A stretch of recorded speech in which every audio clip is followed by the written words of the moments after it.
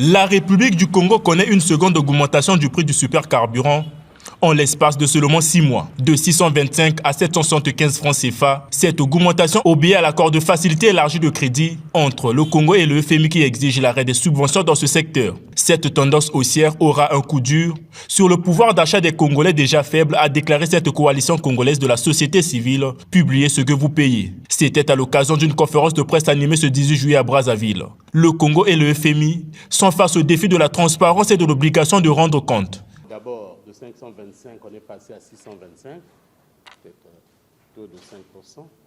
Ensuite, de 525 à la date du 15 juillet, on est passé à 775 le litre du super.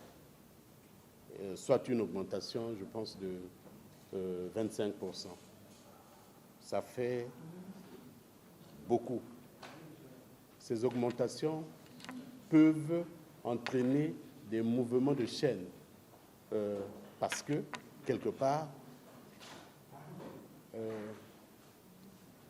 vous savez, l'électricité est à la base de toute l'activité humaine, l'activité économique. De la même façon,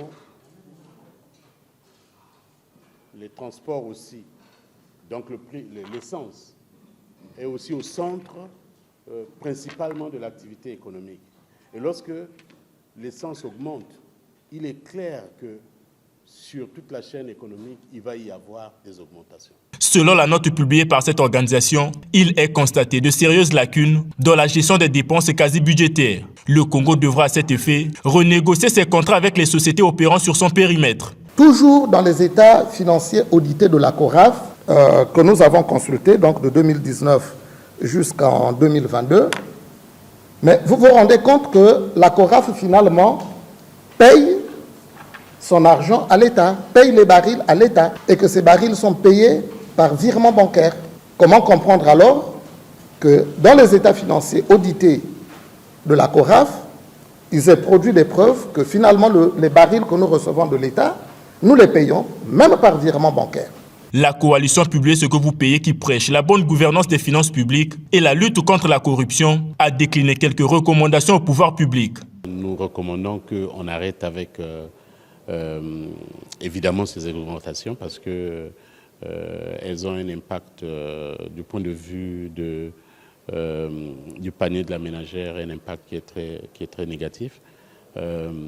Nous avons recommandé que dans les négociations que le FMI a avec le gouvernement du Congo, que l'État du Congo puisse tout mettre en œuvre pour appliquer le mémorandum avec le FMI et donc que le gouvernement puisse mettre en œuvre l'ensemble des mesures pour lesquelles le gouvernement lui-même s'est engagé en matière de gouvernance, en particulier des ressources naturelles, de la responsabilité, la redevabilité en ce qui concerne la gestion des revenus. Dans cette note, la société civile a exprimé sa crainte de voir dans les prochains jours les factures d'électricité connaître aussi une augmentation. Une décision pas du tout facile pour les populations.